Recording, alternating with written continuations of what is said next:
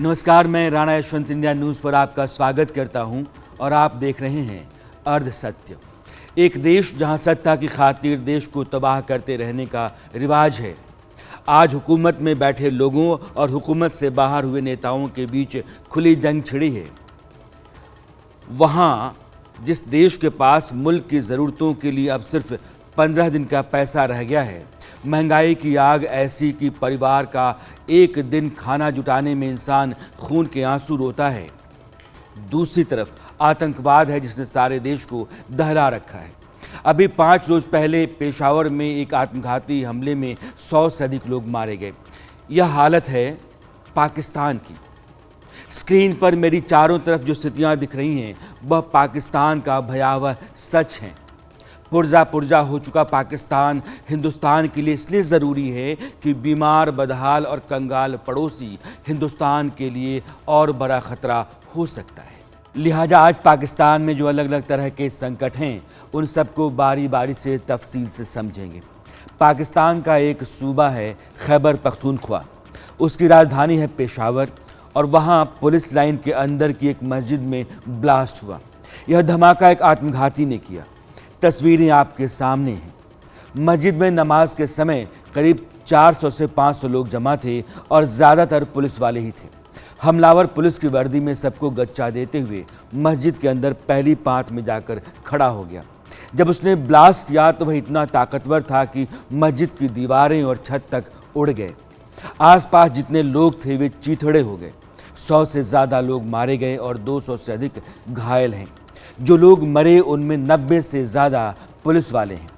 कुछ देर के लिए आप धमाके के बाद के वीडियो को देखिए ताकि अंदाज़ा हो कि हालात कितने डरावने थे। पल भर में जिस्म बोटी बोटी हो गया और जो बचे थे उनमें से कई मलबों के अंदर मौत से जूझ रहे थे।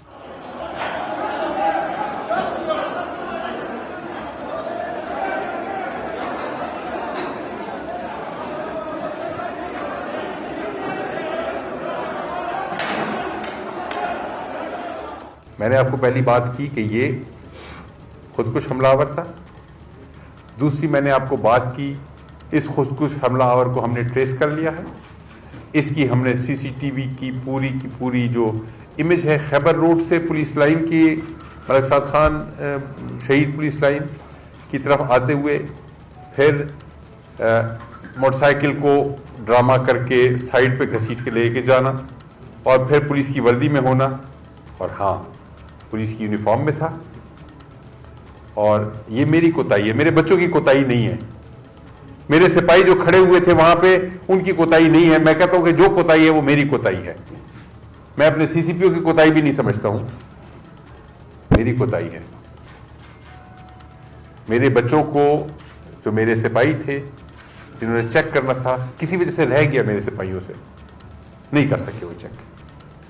पुलिस की वर्दी देख के, अपना भाई समझ के, अपना पेटी वाला समझ के नहीं कर सके चेक। 12:37 पे वो गेट से दाखिल होता है, अंदर आता है, एक किसी शख्स से बात करता है। एक हवलदार है हमारा जिसको हमने बाद में बुलाया, कल पूछा, और वो हमारा पुराना हवलदार है। और उससे पूछा कि ये तुमसे क्या बात कर रहा था। तो उसने पश्तो में कहा कि उसने मेरे से पूछा कि द जमात कम ज़ई के दे। अब एक आदमी है पुलिस की वर्दी में, वो पूछ रहे जमात कम ज़ई के दे, मतलब मस्जिद किस तरफ है। ये उस शख्स को अंदर से वो वाकिफ नहीं है। उसको टारगेट किसी ने दिया है, मास्टरमाइंड है, एक पूरा नेटवर्क है। पेशावर के ये पुलिस ऑफिसर जिस खुदकुश यानी कि सुसाइड बॉम्बर की बात कह रहे हैं, उसका वीडियो आप स्क्रीन पर देख रहे हैं। ये आदमी मरने आया था और अपने साथ कई लोगों को मारने भी। पेशावर पुलिस लाइन में मस्जिद तक जाने के लिए सुरक्षा के 4 घेरे हैं और वह आत्मघाती उन सभी घेरों को पार कर गया। पुलिस की वर्दी भी उसने इसीलिए पहनी थी ताकि उसको पुलिस वालों को चकमा देने में आसानी हो सके। इस हमले के बाद पेशावर के पुलिसकर्मी आपस से बाहर हो गए। वे नारे लगा रहे थे कि ये जो नामालूम है वह हमें मालूम है। यानी कि हमले के पीछे कौन है, इसके बारे में जो कुछ कहा जा रहा है दरअसल सच्चाई हमें पता है। आप इस नारे को सुनिए।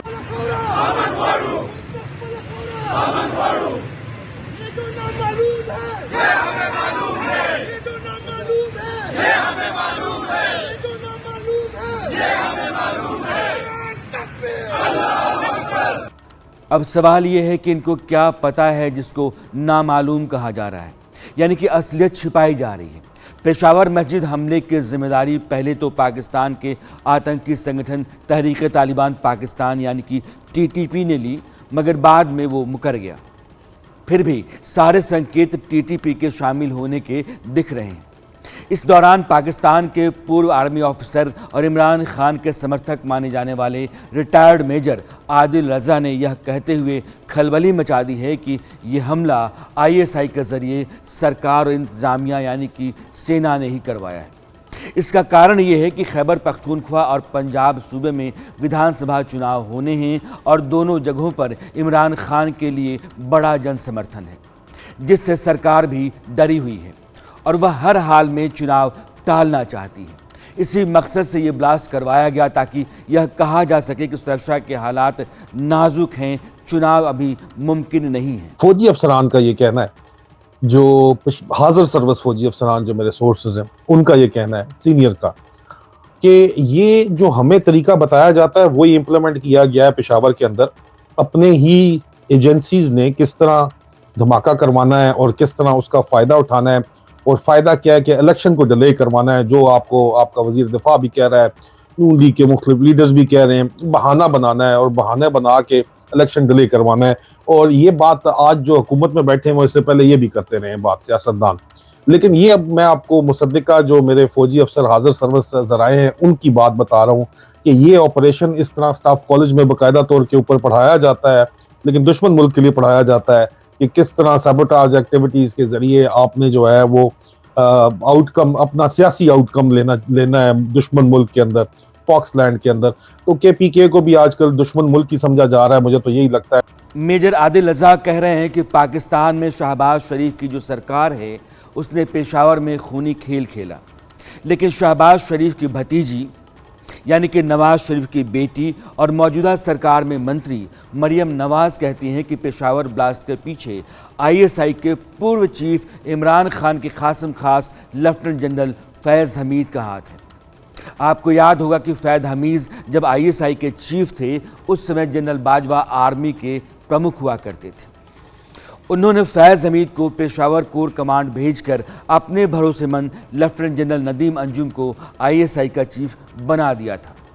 मरियम नवाज कह रही हैं कि जिस पेशावर में फैज़ हमीद आर्मी की कमान संभाले हुए हैं वहां इतना बड़ा आतंकी हमला उनके इशारे के बगैर हो ही नहीं सकता। मैं ये पूछना चाहती हूँ कि जिस दहशतगर्दी को नवाज शरीफ ने ज़र्बे अज़्ब लड़कर, रद्दुल फसाद लड़कर, पाकिस्तान अफवाज पाकिस्तान ने अपने जानों के नजराने देकर, पुलिस ने अपनी जानों के नजराने देकर जिस दहशतगर्दी जैसे बला से पाकिस्तान की जान छुड़ा दी थी, वो दहशतगर्दी आज पाकिस्तान में जिसने क्यों सर उठाया, खैबर पख्तूनख्वा में दहशतगर्दी का वो दिल हिला देने वाला वाकया क्यों हुआ? मैं बताती हूं क्यों हुआ, मैं बताती हूं क्यों हुआ। नौजवानों, मेरे बच्चों, मेरी बात सुनो, आपको पता होना चाहिए, ये जिसको कहता था ना इमरान खान कि मेरे हाथ है ये, मेरी आंखें हैं ये, मेरे कान हैं ये, तो ये हाथ, आंखें और कान खैबर पख्तूनख्वा में पोस्टेड था।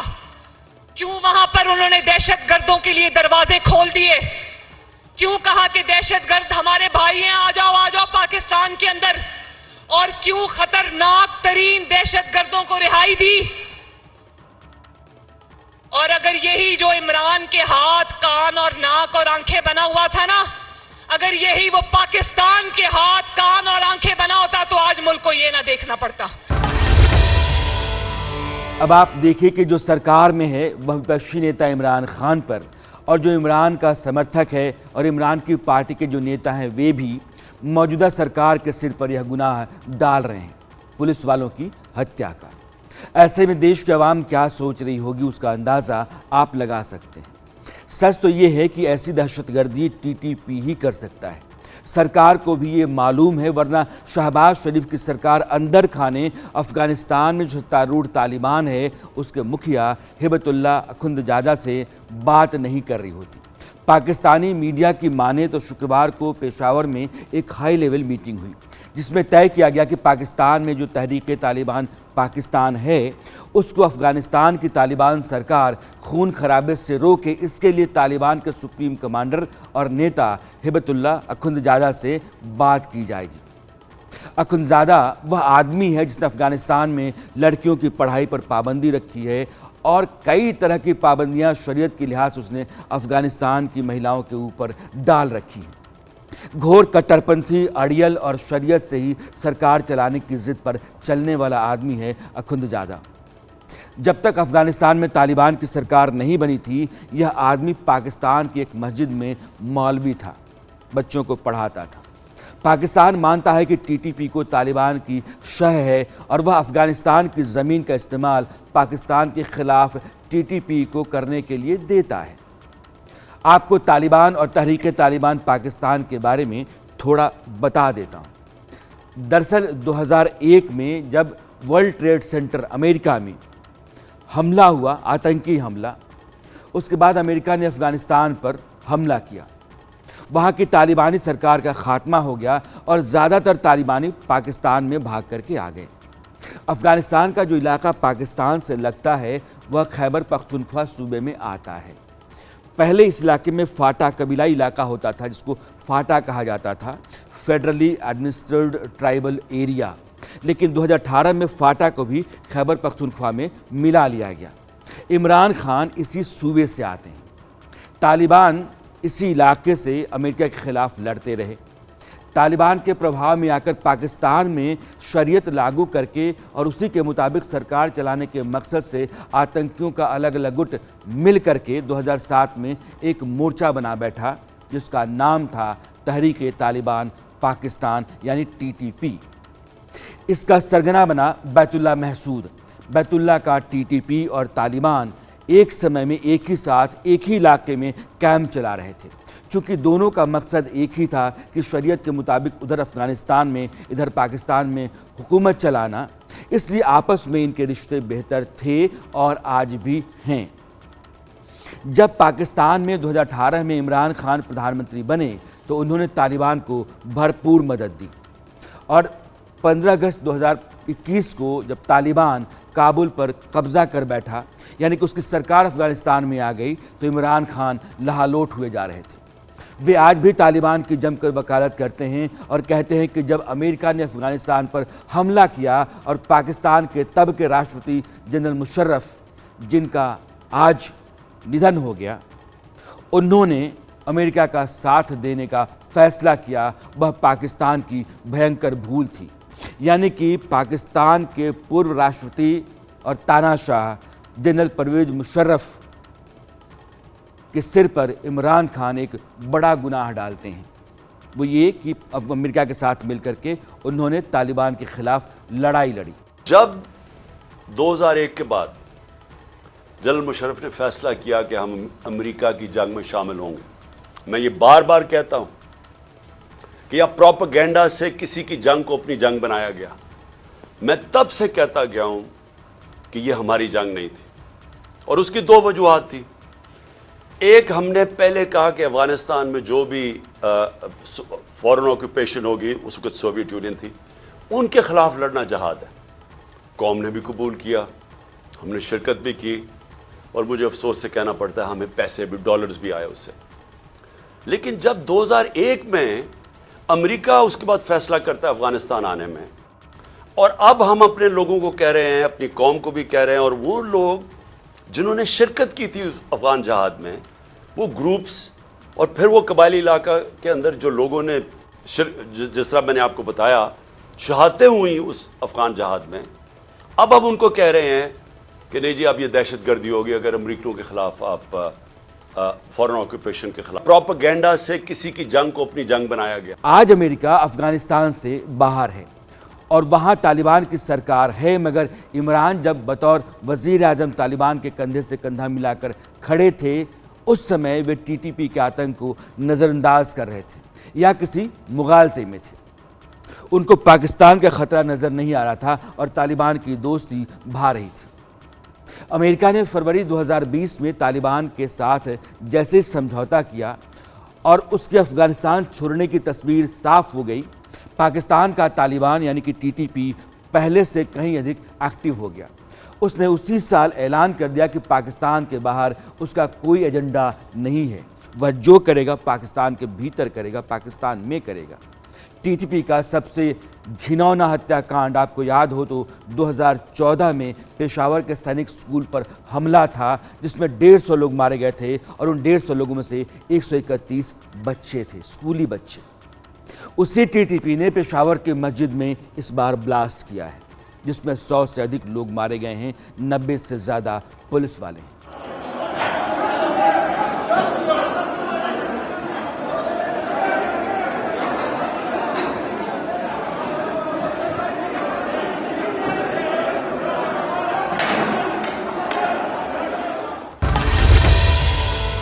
अब आप देखिए कि जिस पाकिस्तान ने अपने यहाँ तालिबान को पनाह दी, समर्थन दिया और अफगानिस्तान में उसकी सरकार बन रही थी तो उसमें भी सक्रिय भूमिका निभाई, उस पाकिस्तान को तालिबान ने खरी खरी सुना दी है। आप सोच रहे होंगे कि अखुंदजादा से बात कर टीटीपी पर लगाम लगाने को कहने वाली पाकिस्तानी सरकार या सोचने वाली पाकिस्तानी सरकार को आखिर तालिबान ने क्या कहा। तालिबान सरकार के विदेश मंत्री आमिर खान मुतक्की ने एक प्रेस कॉन्फ्रेंस में कह दिया कि पाकिस्तान को अपनी समस्याओं का ध्यान खुद रखना चाहिए। पेशावर के मस्जिद में हुए हमले के लिए अफगानिस्तान को दोष देना पाकिस्तान बंद करे। हमने 20 साल में कोई ऐसा सुसाइड बॉम्बर जैकेट नहीं देखा है जिससे मस्जिद की छत उड़ जाए, दीवारें गिर जाएं और सैकड़ों लोग मारे जाएं। इसलिए ब्लास्ट की जांच पाकिस्तान को करना चाहिए और हम पर दोष मरने के बजाय अपनी समस्याओं का समाधान उसे खुद ढूंढना चाहिए। ये कौन कह रहा है? तालिबान। बोगे बबूल तो आम कहाँ से हुए? सांप पालोगे आप तो दूध कहाँ से पियोगे? जहर ही देगा। अगर भारत यही बात कहता है तो पाकिस्तान को चुभ जाता है, मगर सच यही है। An exact quote that if you have snakes in your backyard, you can't expect them to bite only your neighbors. Eventually, they will bite the people who keep them in the backyard. But as you know, Pakistan is not great on taking good advice, and you see what's happening there. In terms of what they are saying, look, the truth is everybody the world today sees them as the epicenter of terrorism. Pakistan के सामने सवाल ये है कि जिस कंगाली और महंगाई से वह जूझ रहा है, उसमें तहरीक तालिबान का समूचे पाकिस्तान में युद्ध छेड़ने का ऐलान भारी बरसात में घर ढहने जैसा है। वह सेना पर हमला कर रहा है, थाने पर हमला कर रहा है, पुलिस लाइन में मस्जिद पर हमला कर रहा है, समूची फौज और पुलिस को नाको दम किए हुए है और पाकिस्तान के भीतर राजनीतिक युद्ध अलग से चल रहा है। दूसरी तरफ तालिबान आंखें दिखा रहा है कि हमारी तरफ उंगली मत उठाओ, मोड़ देंगे। यह एक स्थिति है। अब दूसरे हालात पर आते हैं। आप कराची की एक महिला को सुनिए। यह सिर्फ एक बयान नहीं है, 22 करोड़ पाकिस्तानियों का दर्द है, उनकी लाचारी है और आह है। अस्सलाम वालेकुम, मेरा नाम राबिया है, मैं कराची से हूँ। मैं हाउसवाइफ हूँ और मेरे 2 बच्चे हैं। मेरे बच्चे को एपिलेप्सी का इशू है, जिसे आप आसान अल्फाजों में फिट्स कह सकते हैं। मैं किराए के घर पे रहती हूँ जिसका किराया 20,000 रुपये है। इस वक्त जो मैं ग्रॉसरी लेकर आई हूँ, जिसमें आटा, चीनी, घी, दालें नहीं है, ये मेरा बिल है।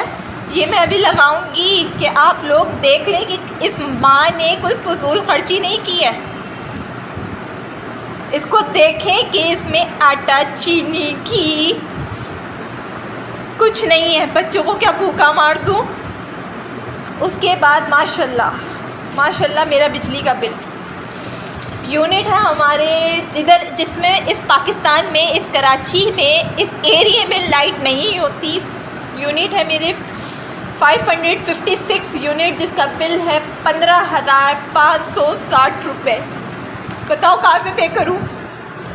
रेंट पे करूँ, ग्रॉसरी लेकर आऊँ, बिजली के बिल दे या टैक्स पे करें तुम लोगों को कि तुम लोगों की जेबें भर जाएं।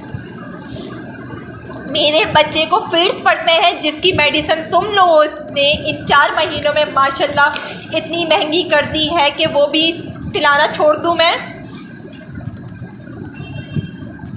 उस मरियम नवाज में उस शहबाज शरीफ से पूछती हूँ, क्या तुम लोगों को खुदा का खौफ नहीं है? खत्म हो गया है खुदा का खौफ, मरना नहीं है, कब्र भूल चुके हो कि तुम लोगों ने कब्रों में भी जाना है। क्या तुम इन मासूमों के आंसुओं का हिसाब तुम लोगों को कब्र में पूछा नहीं जाएगा कि तुम लोगों ने एक गरीब को मार दिया है? आखिर करे तो क्या करे जिसमें रोजाना की सब्जी नहीं है? बच्चों को दूध पिलाना छोड़ दे, अंडे खिलाना छोड़ दे, 20 रुपए का एक अंडा। इस महिला का दर्द उसकी रूह के छलनी होने से निकला हुआ है। जिंदगी ऐसे फंस गई है कि जीना ही सबसे बड़ा चैलेंज बन गया है। रोज़ रोज़ की ज़रूरत की जितनी भी चीज़ें हैं उनके दाम आसमान पर हैं और लगातार भागते चले जा रहे हैं। जहां रोज़गार नौकरी के लाले हों वहां हाड़ तोड़ महंगाई लोगों का कचूमर नहीं निकालेगी तो और क्या होगा। एक रिपोर्ट है पाकिस्तान के एक चैनल की, उसको ज़रा गौर से सुनिएगा और देखिएगा।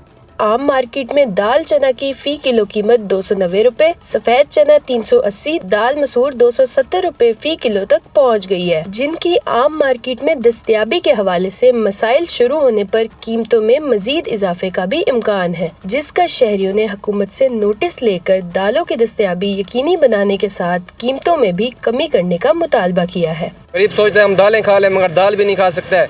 वो कहते हैं हम चावल खा लें, चावल भी महंगा है, दाल भी महंगे है। परेशान है, इनको चाहिए कि ये इन चीज़ों को सस्ता करें और लोगों की परेशानियों को कम करें। मामला इतना ही नहीं है, लोगों ने बसों गाड़ियों से जाना बंद कर दिया है। यूं कहिए कि समूचा पाकिस्तान ठहरने सा लगा है। अगर बहुत ज़रूरी नहीं तो इंसान मोटा किराया देने से बेहतर नहीं जाना पसंद करता है। पेट्रोल डीजल के दाम इतने अधिक हैं कि ना सिर्फ महंगी ढुलाई से सामान के दाम पर असर पड़ रहा है, बल्कि सफ़र का किराया भी बेहिसाब बढ़ा हुआ है। हमारा बेड़ा गर्क कर दिया है, पूरे पाकिस्तान का हुकूमत ने बेड़ा गर्क कर दिया है। हैदराबाद से कराची आना आज़ाब हो गया है। 310 रुपये लीटर पेट्रोल हो गया, डीजल हो गया। गाड़ी वाले क्या करे, गरीब लोग गाड़ी में आते तो भाई 500 रुपये किराया है, खाने के लिए कुछ नहीं है। आटा 160 रुपये, इसको हुकूमत वालों को जूते मारने चाहिए। किराया तो देते नहीं, गाड़ियाँ डेली बकाया है मालकों की। हमने 3 टाइम की जगह पे 1 टाइम निकाला है। अभी जिससे किराया मांग रहे वो बोलते हैं तुम लोग यार रहम करो, हम सैलाब पे डूबे हुए, ये वो है, किराया हमारे पास है नहीं। हर चीज़ को आग लगी हुई है, आपने किराया भरा दिया। हमने बोला हम मजबूर है, ये हुकूमत को तुम बदवा दो। उसने डीजल तेल भराया, हमने नहीं भराया है। पहले हमारा डीजल आता था 300 लीटर, ये 65-60 हज़ार रुपये का, अभी 75,000 रुपये डीजल आ रही है। ये तो सब हुक्मरानों ने डीजल और पेट्रोल बढ़ाया है। इसमें यहाँ के अड्डे वालों की कोई गलती नहीं है, कोई मिस्टेक नहीं है, क्योंकि ये डीजल पेट्रोल महंगा ले रहे हैं। पाकिस्तान के स्टैट्स डिपार्टमेंट की रिपोर्ट कहती है कि 1975 के बाद देश में ऐसी महंगाई कभी नहीं हुई। आलम यह है कि इसी हफ्ते पाकिस्तान के लोग राजस्थान में अजमेर शरीफ दरगाह के उर्स पर आए थे।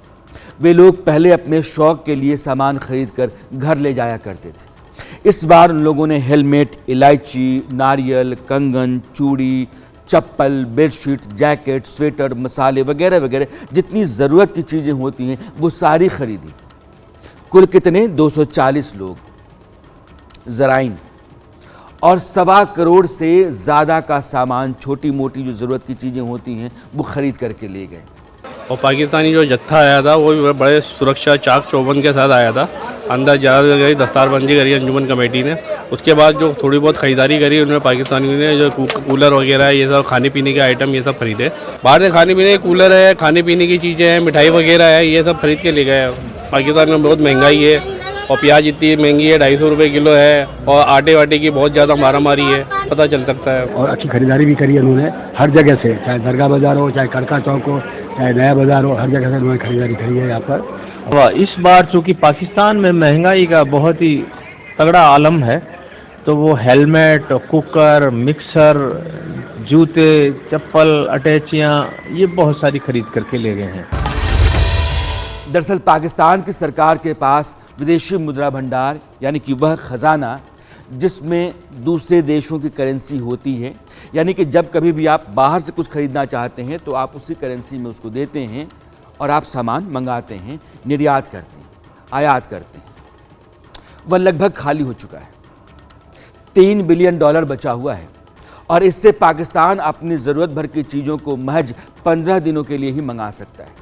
उसके बाद वह दिवालिया हो जाएगा, यानी जिसका पैसा लिया है उसका मूल तो छोड़िए, ब्याज तक नहीं चुका सकेगा। ऊपर से पेट्रोल, डीजल, दवा, खाने पीने की चीज़ें, पहनने की ज़रूरत चीज़ें, अगर ये सब मंगाना हो तो सवाल ही पैदा नहीं होता। पाकिस्तान पर जो आज की तारीख में कर्ज है वह $275 अरब से अधिक है। जिस देश का फॉरेन एक्सचेंज $3 अरब भी नहीं है, उसके ऊपर $275 अरब का कर्ज है। अगर आपको हर पाकिस्तानी के लिहाज से मैं समझाऊं तो पाकिस्तान के हर नागरिक के ऊपर 2,60,000 रुपये का कर्ज बनता है। आप ये समझिए कि पाकिस्तान की 75% से ज़्यादा आमदनी कर्ज चुकाने में ही खर्च हो जाती है। फिर भी उस अनुपात में लोन कम नहीं होता, क्योंकि आप फिर से लोन ले लेते हैं। एक रिपोर्ट कहती है कि कराची पोर्ट पर करीब 6,000 कंटेनर्स सामान से भरे हुए रखे हैं या खड़े हैं।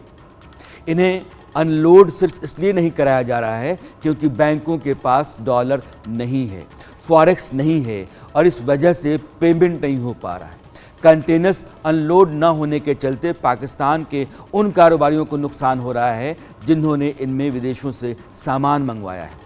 पैसा लेने के लिए ही हाल में पाकिस्तान के प्रधानमंत्री शहबाज शरीफ सऊदी अरब गए हुए थे, यूएई के दौरे पर भी गए। वहाँ से लौटकर उन्होंने अपनी शर्मिंदगी की जो कहानी सुनाई थी वह पाकिस्तान की असलियत को समझने के लिए काफ़ी है। सुनिए आप शहबाज शरीफ को। जानते हैं आप हमें $1 अरब और दे दें, तो उसने कहा कि शहबाज शरीफ आप मेरे भाई, मैं आपको किस तरह इनकार कर सकता हूँ। हर दफ़ा आता कोई और आता है तो आप कहते तो नहीं, लेकिन दिल के अंदर तो आप समझते होंगे ये पैसे मांगने आ गए हैं। तो मैंने कहा कि ये पाकिस्तान एक मिसाल इसकी ये है कि एक हाथ में हमारे एक न्यूक्लियर ताकत है और दूसरे हाथ में कशकोल। ये आग और पानी का ये कब तक मिलाप हो नहीं सकता। ये जो एक हाथ में परमाणु बम और दूसरे हाथ में कटोरा वाली बात शहबाज शरीफ ने कही, उससे बाहर निकलने का रास्ता पाकिस्तान के आतंकी सरगना और कट्टरपंथी नेता साझा कर रहे हैं। कट्टरपंथी संगठन जो पाकिस्तान का है, लब्बैक, तहरीके लब्बैक, उसका सरगना है साद रिजवी। और साद रिजवी क्या कहता है कि डाकू बन जाओ, एक हाथ में कुरान ले लो और दूसरे हाथ में परमाणु बम, फिर अपनी पूरी कैबिनेट को लेकर के दुनिया के अंदर जाओ और देखो कौन सा देश तुमको पैसा नहीं देता है। जब परमाणु बम देखेगा और सोचेगा कि तुम उसको तबाह कर दोगे तो फिर वो तुम्हें पैसे देगा और कुरान के नाम पर पैसे देगा, क्योंकि तुम इस्लाम के पैरोकार हो। मैं आपको साद रिजवी का वो बयान इसलिए सुनाना चाहता हूँ ताकि आपको समझ आए कि जिस मुल्क में ऐसे सनकी और दिमागी तौर पर अपाहिज लोग हों और उनके पीछे उनके समर्थकों की तादाद लाखों में हो, वो लाखों लोगों के रहनुमा हों, तो फिर वहाँ की आम सोच किस राह जाएगी आप समझ सकते हैं। के वजीर आजम को लेके, अपनी तमाम काबीना को लेके जहाज भर के पाकिस्तान की इकोनॉमी बचाने के लिए चीफ ऑफ आर्मी स्टाफ को भी आगे लगाकर दुनिया में जाकर हर एक के दरवाजे पर भीख मांग रहे हो। कोई तुम्हें देता है, कोई तुम्हें नहीं देता, कोई अपनी शराइत बनवाता है। क्यों जा रहे हो? कहा जी मुल्क की इकोनॉमी खतरे में है, हम मुल्क की मैशत बचाने के लिए जा रहे हैं। मैंने कहा इधर आओ, तुम कहते हो पाकिस्तान के रोडों पे निकलने से कुछ नहीं होता, एक बार बाहर निकलो, कुरान को दाएं हाथ में उठाओ और एटम बम वाले बक्से को बाएं हाथ में उठाओ और पूरी काबीना भर के स्वीडन ले जाओ और जाकर कहो कि हम कुरान के तहफ़्फ़ुज़ के लिए आए हैं। सारी कायनात की नेमतें अगर तुम्हारे पाँव में ना आ गई तो हमारा नाम बदल के रख देना। या रसूल अल्लाह, या रसूल अल्लाह। असलियत ये है कि पाकिस्तान हर तरफ से नाउमीद हो चला है। उसको मदद वाकई कहीं से नहीं मिल रही और अब उसकी आखिरी उम्मीद IMF है, इंटरनेशनल मॉनेटरी फंड, जिसके साथ उसकी बातचीत चल रही है। IMF आज तक पाकिस्तान को अब से पहले 22 बार कर्ज दे चुका है। इस बार वह पाकिस्तान के सामने कड़ी शर्तें रख रहा है। मसलन चीन पाकिस्तान इकोनॉमिक कॉरिडोर यानी कि CCP में चीन के कौन कौन से संस्थानों ने पैसा लगा रखा है उसके बारे में जानकारी दो। आप चीन का कर्ज चुकाने के लिए IMF के पैसे का इस्तेमाल नहीं करोगे, यह गारंटी दो। इसके अलावा IMF चाहता है कि पाकिस्तान सरकार इलेक्ट्रिसिटी और फ्यूल को 60% महंगा करे ताकि टैक्स कलेक्शन दोगुना करना पड़ेगा। लिहाजा यह तय माना जा रहा है कि 9 फरवरी को जब IMF और शहबाज शरीफ की बातचीत ख़त्म होगी और अगर यह शर्तें मान ली गईं और IMF पाकिस्तान को लोन देने पर राज़ी हो जाता है तो महंगाई पाकिस्तान के भीतर करीब 2 गुना बढ़ेगी। पाकिस्तान के प्रधानमंत्री शहबाज शरीफ कहते हैं कि IMF बहुत कड़ी शर्तें रख रहा है, लेकिन हमारे पास कोई विकल्प आज की तारीख में है नहीं। यानी कि पाकिस्तान कर्ज नहीं ले तो मरे और ले तो जल जाए। भई गति सांप छुछुंदर केरी, आगे कुआं पीछे खाई, ना इधर चैन ना उधर आराम। यह है आज का पाकिस्तान। दरअसल IMF एक अंतर्राष्ट्रीय संस्था है जिसके मेंबर 190 देश हैं। जो मेंबर होता है वह एक खास रकम देकर सब्सक्रिप्शन लेता है। जितना अमीर देश होगा उससे उतनी ज़्यादा रकम ली जाएगी। IMF के पास $1 ट्रिलियन की रकम है जिससे वह सदस्य देशों को सस्ता लोन देता है और कई बार तो उनको आर्थिक संकट से बाहर निकालता है। अगर IMF आज पाकिस्तान से हाथ खींच लेता है तो फिर पाकिस्तान बर्बाद हो जाएगा। इसलिए उम्मीद है कि IMF की शर्तों को मानकर पाकिस्तान पैसा लेकर अपना गुजारा कर सकेगा, मौजूदा संकट से बाहर निकलने की कोशिश कर सकेगा। इस दरमियान एक तूफान पाकिस्तान में फिर खड़ा हो रहा है। पूर्व प्रधानमंत्री और PTI के नेता इमरान खान ने अपनी पार्टी के लोगों से कहा है कि तैयार हो जाओ, देश की जेलों को भर दो। इमरान के इस ऐलान का कारण ये है कि सरकार की तरफ से उनकी ओर जो शिकंजा कसा जा रहा है उसको उन्होंने देख लिया है, आभास अंदाज़ा उनको हो चुका है। इमरान की सरकार के 2 मंत्रियों शेख रशीद और फवाद चौधरी की गिरफ्तारी के बाद पेशावर मस्जिद ब्लास्ट के लिए मरियम नवाज़ का इमरान के करीबी और पूर्व ISI चीफ फैज़ हमीद पर उंगली उठाना इमरान के लिए मुश्किल दिनों का संकेत है। इमरान ने देश की खस्ताहाली और सूबों में चुनाव नहीं कराने को मुद्दा बना लिया है और इसी आधार पर उन्होंने शहबाज शरीफ सरकार पर तीखा हमला बोला है। हमारे 3 साल 8 महीने के अंदर 55 रुपया डॉलर महंगा हुआ। यहां सिर्फ 1 हफ्ते के अंदर 50 रुपया डॉलर महंगा हुआ। महंगाई आ चुकी है। अभी भी जो महंगाई है 50 साल में पाकिस्तान की तारीख में सबसे ज्यादा महंगाई है। आज पाकिस्तान के रिजर्व उधर पहुंच गए हैं जिधर हमने जब एटमी धमाका किया था तो उससे भी नीचे पहुंच गए हैं। इंपोर्टेड गवर्नमेंट के इंपोर्टेड फाइनेंस मिनिस्टर इसाक डार, पहले तो उन्होंने बड़ी बढ़के मारी कि 200 से मैं नीचे डॉलर करूंगा। फिर IMF को उन्होंने धमकियां दी, फिर मूडीज जो रेटिंग एजेंसी है उसको धमकियां दी और आज अपने घुटने टेक लिए हैं और उसके बाद खैरात के ऊपर आ गए हैं कि खैराती इदारों को कहेंगे कि वो आके मदद करें। इसका मतलब कोई रोड मैप, कोई सोल्यूशन नहीं है, कोई आगे रास्ता नहीं है। इनको कोई पता नहीं है कि अब यहां से आगे जाना कैसे। मैं अपने इंसाफ के निज़ाम को आज पूछ रहा हूं, किधर गए हमारे फंडामेंटल राइट्स? और ये मजीद जितनी ये और कोशिशें कर रहे हैं, जितना हमें डराने धमकाने की, ये सिर्फ साबित कर रहे हैं कि इस मुल्क में माइट इज राइट है। दरअसल आज से 10 रोज पहले इमरान खान के पूर्व मंत्री फवाद चौधरी को इस्लामाबाद पुलिस ने गिरफ्तार किया उन पर आरोप ये था कि उन्होंने लाहौर में इमरान खान के घर के बाहर एक जनसभा को संबोधित करते हुए चुनाव आयोग के सदस्यों के घर वालों तक को भी, नाते रिश्तेदारों को भी धमकी दी।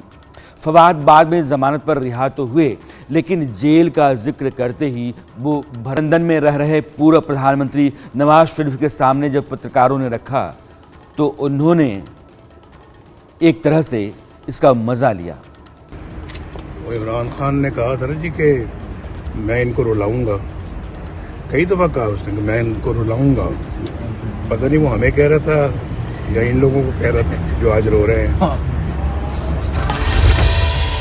अब आप देखिए कि तलखी कितनी ज़्यादा है।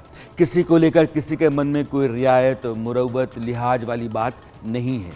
जिस रोज़ फवाद चौधरी को गिरफ्तार किया गया उस दिन इमरान खान की गिरफ्तारी की चर्चा भी तेज़ थी। यह देखते हुए इमरान की पार्टी के समर्थकों ने बड़ी संख्या में इमरान के घर के बाहर जमावड़ा लगा दिया। इमरान गिरफ्तार नहीं हुए, मगर उनकी सरकार में गृह मंत्री रहे शेख रशीद को गिरफ्तार कर लिया गया।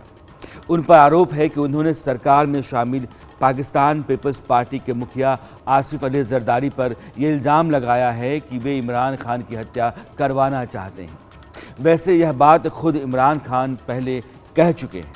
अब उनको यानी कि इमरान खान को ये लग रहा है कि मौजूदा सरकार चाहती है कि किसी तरीके से उनको वह जेल में डाल दे और जब वे अंदर हों तब पंजाब और खैबर पख्तूनख्वा में चुनाव करवा लिए जाएं।